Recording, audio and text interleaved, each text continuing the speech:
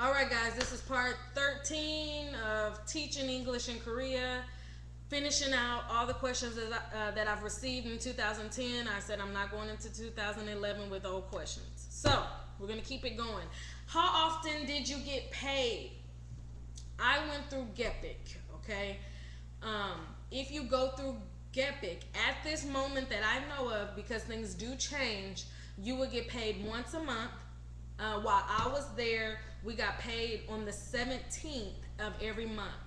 And I have a feeling that it's very possible that now that I've said something about GEPIC, I will receive questions about this. So let me answer it really quickly below. I'm reading, guys, and I read exactly what I had on the paper. GEPIC is the I'm probably saying this wrong. Gyeonggi English program in Korea. Gyeonggi is a province there, and it's like in my opinion, it's like a school district.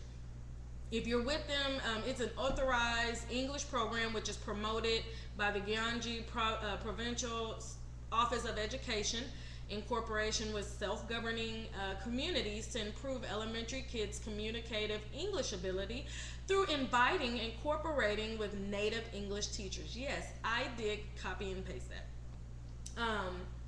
But basically it's like a school district, and they have like GEPIC and they have EPIC, and when you get with one of those programs, everything for the teachers in those districts pretty much similar. EPIC is an English program in Korea. Government-sponsored program that recruits native English speakers from English-speaking countries to teach on a one-year contract. Contract is renewable up to 3 years. For EPIC, you must have a bachelor's degree. Doesn't have to be English or education, and nor is previous teaching experience required. Did you travel outside other countries? This question I know I have answered before. I will answer one more time. No, I did not. It was one of my regrets. I wish I would have traveled to Japan. Where else did I want to go? To Japan. I wanted to go to Bali and Taiwan. There were a few places I wish I could have gone. I didn't go. I would love to go to Australia. Didn't go. I didn't go anywhere. I was in Korea. I stayed in Korea. So I wish I would have. I didn't. But for those of you who are going to Korea, I encourage you, go travel. It's pretty cheap. Go travel to other countries. Let me know how you love it. Take that journey for me. I will live vicariously through you. What resources did you use to find games and activities? Someone actually asked me this a while ago on it was a comment on my one of my teaching videos, and I forgot to answer it, and I'm sorry. I apologize. But the answer to this question, because I've been asked this question many times. I left a lot of my resources in South Korea for the new teacher. I apologize. So I did go, hi Elvira, she's my replacement, she's great. And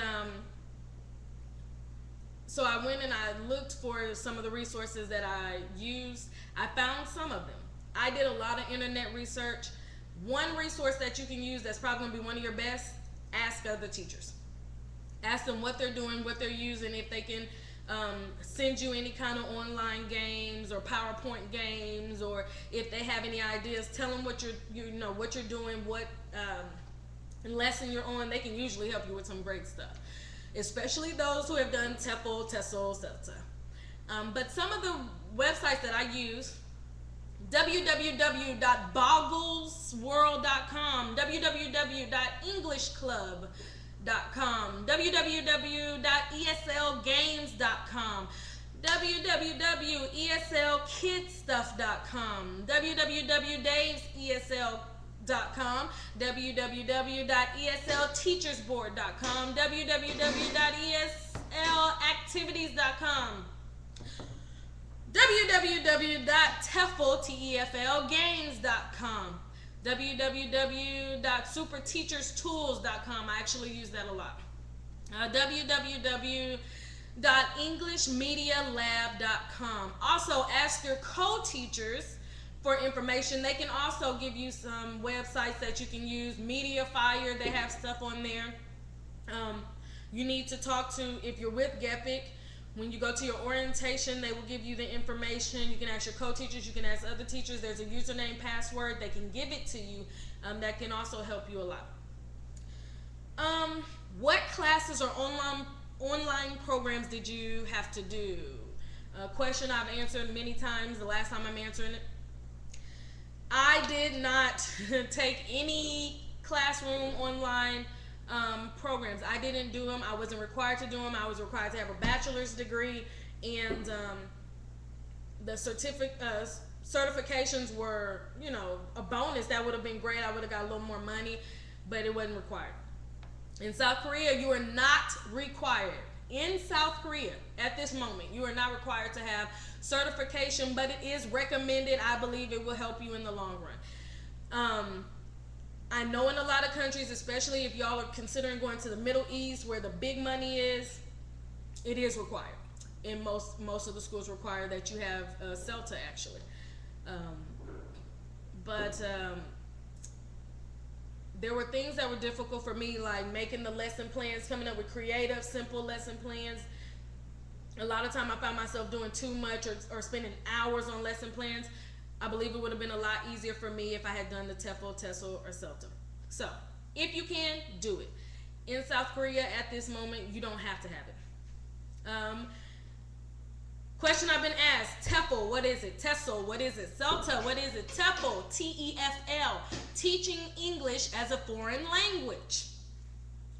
You can find more information about the TEFL at http:// is that a / www.tefl.com.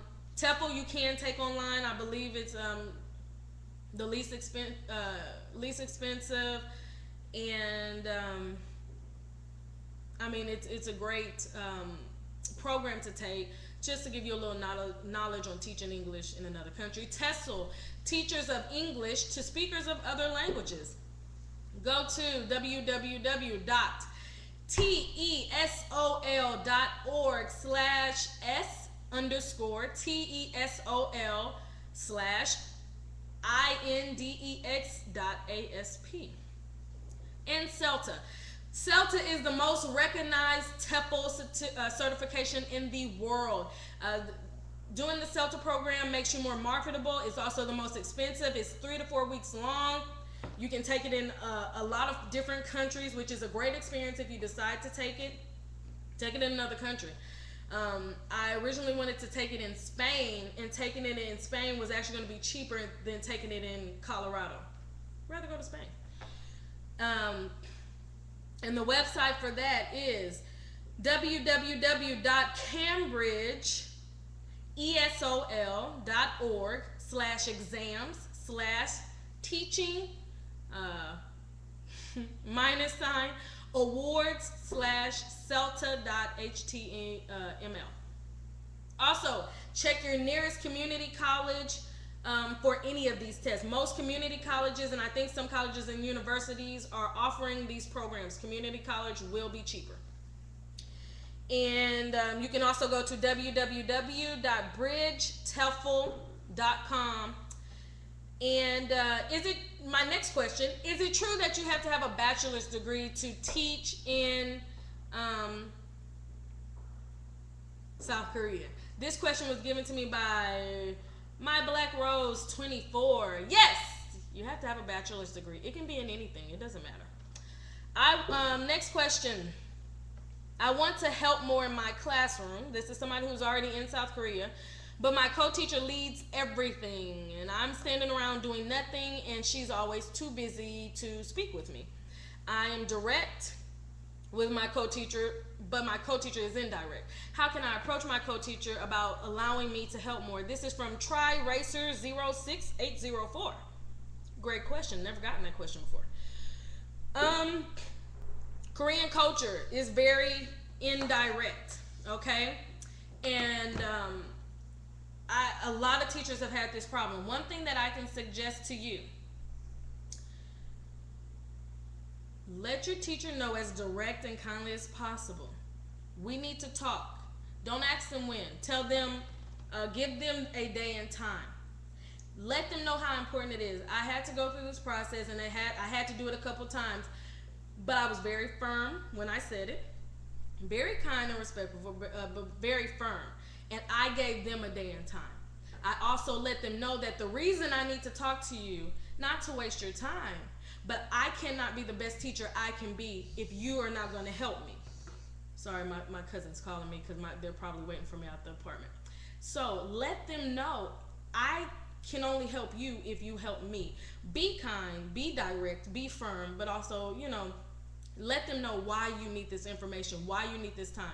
It is very common to hear in Korea that they're too busy. They ain't too busy. They can take a few minutes to help you. You just stay on them, and finally they'll probably get fed up and be like, okay, let me talk to this person. So be consistent. Let them know why. Be firm. Be kind. And make sure when you approach them, when they finally give you that time, make sure that you make that time you took worth it. So be prepared. Have a plan. Have a plan B. And let them know that you're serious, that you want to get into this, and let them know that's why you're here. You did not come thousands of miles to stand in the background. You came thousands of miles so that you could teach their kids English. And the best way for their kids to learn English is to hear it from a native English speaker. Okay? If that doesn't work, hit me back and we will we'll find another approach to this. But being consistent, being firm, having a plan, letting them know why you need this time should help. Okay, and that's a great question. That's a question I haven't got. Okay, I'm going on to the next video. Bye guys.